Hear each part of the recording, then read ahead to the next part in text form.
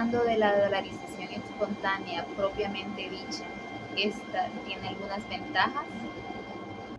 En este caso, el BBC News World publicó un artículo en donde establece que una de las ventajas más citadas por los economistas es que la dolarización le ha permitido a los países como Ecuador y El Salvador evitar el riesgo de una devaluación profunda y repentina. Es como un fantasma porque por décadas ha perseguido a las economías de la región. En sí, según lo que nos explica un autor llamado Dávalos, nos dice que la dolarización provocó un efecto de estabilidad de precios y redujo en sí los costos de las transacciones internacionales. Entonces, al principio, la medida generó una resistencia, ya que en el caso de Ecuador generó una ola de protestas y profundizó aún más la crisis política que había en el país. Pero con el paso de los años, pues se transformó en una decisión muy popular que hasta ahora en día cuenta con la aprobación de la mayoría de la población, incluso a pesar que la economía está en serios problemas en dicho país. Y los más críticos suelen poner a Ecuador como un ejemplo eh, frente al fracaso que ha tenido la dolarización, pero en este caso la economista Gabriela Calderón,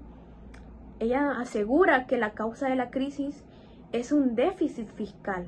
cercano, pues ella hace el cálculo como a 8 millones de dólares, que pues nada tiene que ver con el tipo de moneda que utiliza el país y el riesgo en este caso de tener una moneda propia es que los gobiernos pues terminan presionando a los bancos centrales para que esto impriman billetes y esto se hace que hunda a la moneda local como tal, sobre todo aquellos países que donde las instituciones son débiles y no está clara esa separación de poderes. Volviendo a El Salvador, la dolarización ha contribuido a la inflación de la economía del país.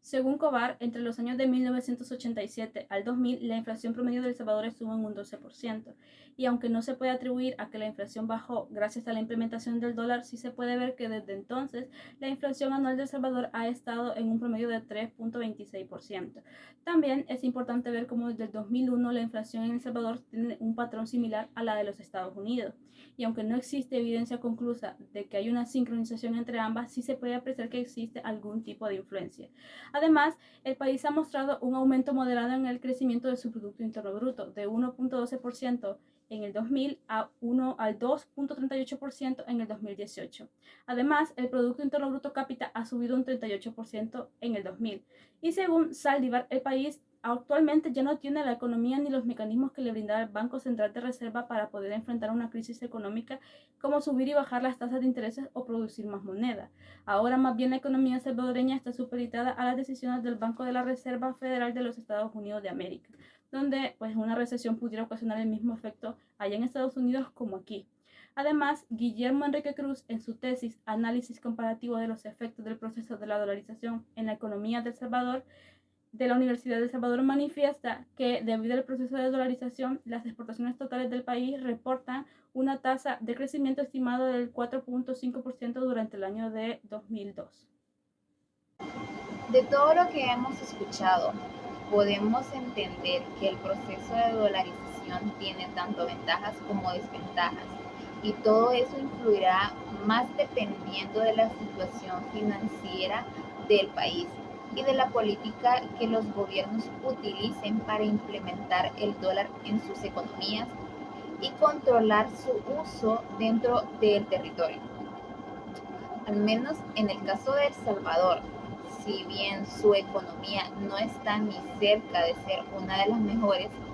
sí se puede reconocer que la dolarización no ha tenido grandes impactos negativos